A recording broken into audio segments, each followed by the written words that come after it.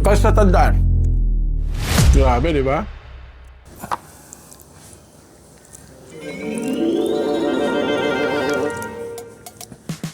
Ano man next?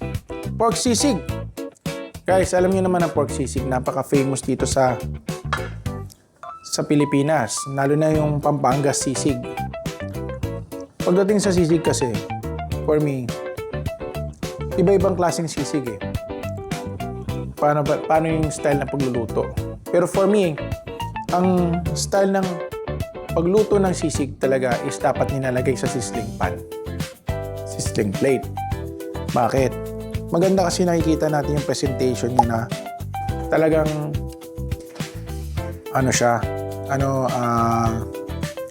talagang nagsisisling at the same time yung itlog. Yan.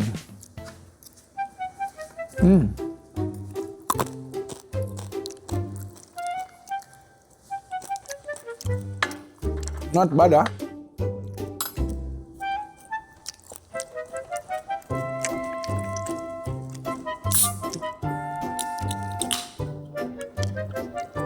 Okay rin ang sisig dito. Ang pagkaluto ni Chef, napakahusay. Ginawa niyang, matamis-tamis ng konti at the same time yung sisig niya ay malasa. Hindi matigas.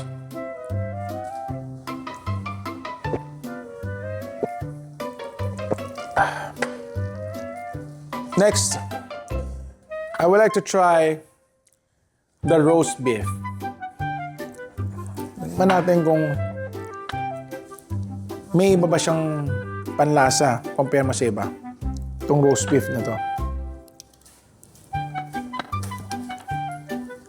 Oh, roast beef guys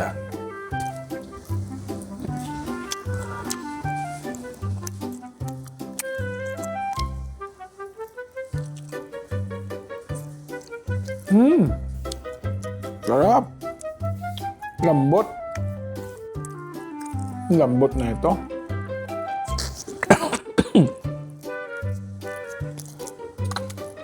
Kasi tatandaan, pag kumakain ka ng roast beef, huwag kang magmamadali. Huwag kang magmamadali kumain. Kasi kailangan mo matikman yung bawat kagat nito. Kasi bawat portion kasi nitong roast beef na to, may iba-ibang klaseng flavor na mga aroma na matitikman. Ito. Tikman niyo. Tingnan niyo tong roast beef na to. Grabe, di ba? Sarap.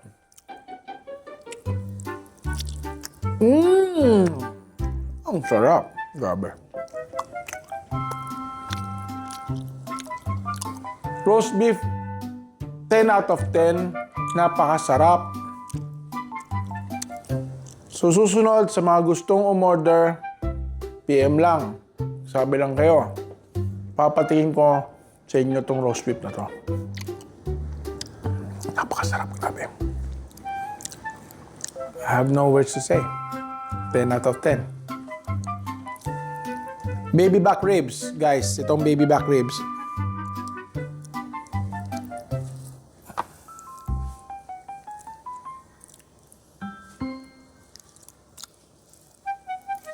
Usually, ang baby back ribs talaga, dapat matamis-tamis yan.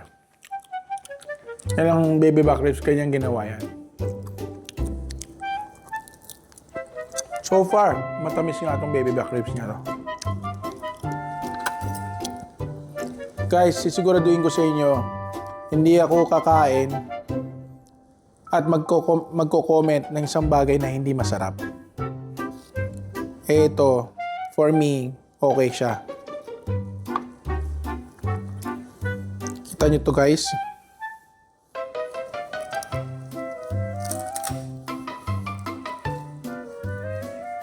Tingnan nyo tong laman.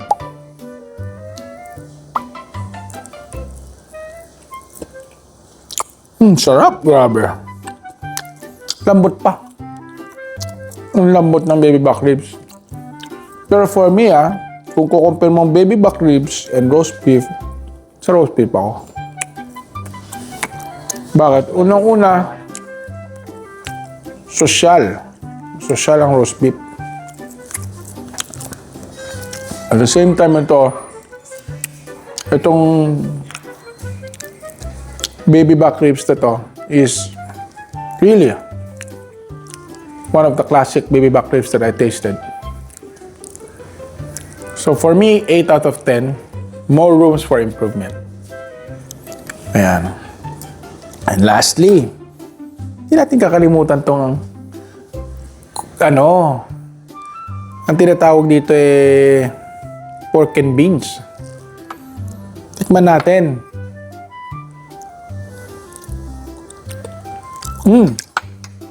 Ang sarap. Naalala ko yung pag nagbe-breakfast ako laging may pork and beans kasama yung itlog. Ayan guys, for me, overall, napakasarap ng luto ni Chef. Magpapa-recharge muna ako, then after that, kita-kits tayo sa mga susunod na vlogs natin. And for me, ito, napakasarap. Kung gusto ninyo, mag-PM kayo, order tayo, bibigyan ko kayo ng same taste, same value. Alright? Thank you. It's Mr. Longbam himself. Titirahan lang kita, my man. Tara, kain na! Roast beef. Sarap. Mr. Longbam, pag tumira swak na swak, Mr. Longbam, bawat bitaw matik wasak, Mr. Longbam, alam mo nang laro'y matikas, hindi ka uubra sa step carry ng Pinas. Mr. Longbam, pag tumira swak na swak, Mr. Longbam, bawat bitaw matik wasak, Mr. Longbam, alam mo nang laro'y matikas, hindi ka uubra sa step carry